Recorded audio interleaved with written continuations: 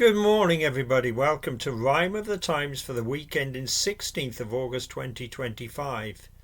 Before the world's eyes, in Putin flies for a summit with Trump who seems mesmerised, and it's no surprise that he can't disguise he has swallowed Putin's lies, and hope of a ceasefire in Ukraine dies.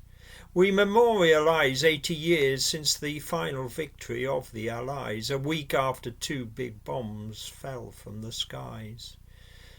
Migrant boat crossings rise to a total of significant size.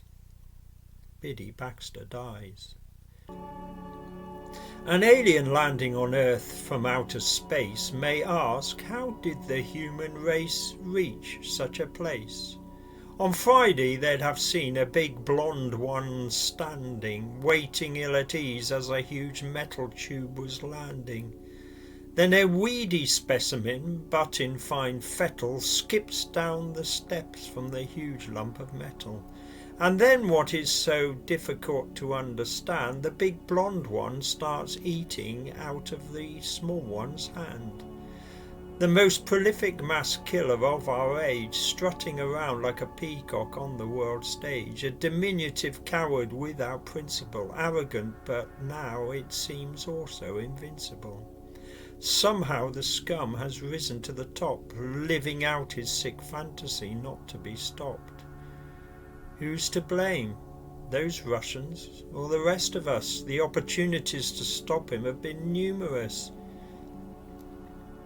But we are where we are, and Putin's where he is, and for Putin where he is a place of bliss, talking of peace but actually taking the piss, determined to resist any armistice.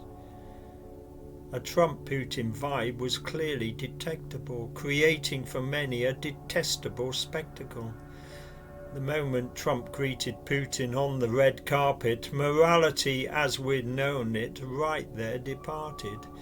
History will say the rules-based world order survived until the 15th of August 2025, when at an Anchorage airbase Putin arrived, and his place at the top table was once more revived.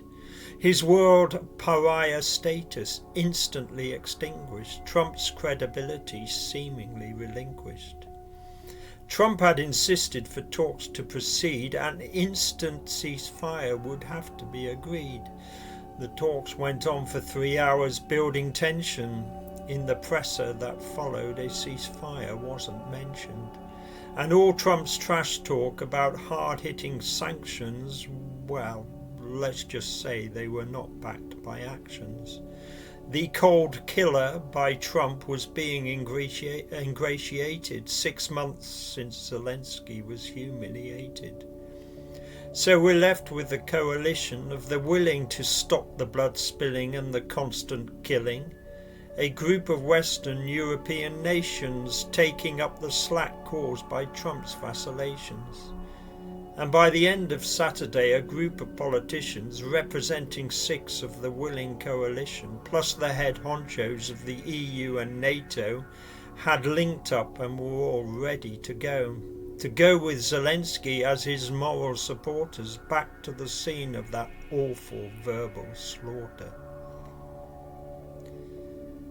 Last week's French deal of a migrant exchange meant we have a take one, send one back arrangement.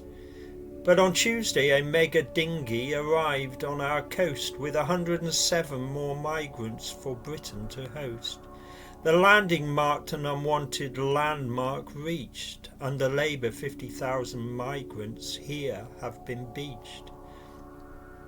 The deal with France was meant to change the stance of migrants on whether they would take the chance of riding the waves to wave goodbye to France. They seem, though, to feel their chances have been enhanced. At midday in Japan 80 years ago on Friday, that day became a day to be labelled VJ. Victory in Japan when World War II ended, as on August the 15th the Japanese surrendered. Some say the war in Asia would have dragged on but for America dropping 2 atom bombs. Little Boy and Fat Man settled things effectively on the 6th and 9th of August respectively. Hiroshima and Nagasaki obliterated. 6 days later hostilities were terminated. Spirit crushed, Emperor Hirohito concurred. Enola Gay and Boxstar had the final word, turning 2 cities into mushroom plumes, and so began a nuclear arms race that would mushroom.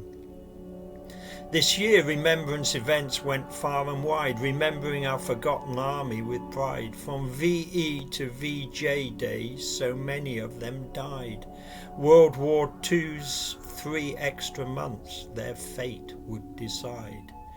And a war-weary world promised never again, but memories fade, and just as it was then, there are still men in powerful positions who would inflict their warped vision on the world if they could.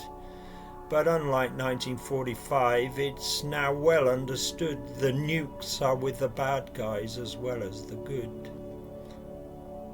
The 4th heat wave of the summer in the UK saw widespread high temperatures day after day. Meanwhile in Pakistan, towns are being washed away as monsoons cause death, destruction and disarray. Another portent of the impending climate disaster heading our way closer and seemingly faster. On Monday, many tears, but also 3 cheers for the producer of Blue Peter for 25 years. The BBC Kids programme was just finding its feet when Biddy Baxter took up the producer's hot seat. Starting in the black and white days of '62, she transformed the show into a children's must-view. Blue Peter badges and the on-screen pets had kids twice a week glued to their television sets.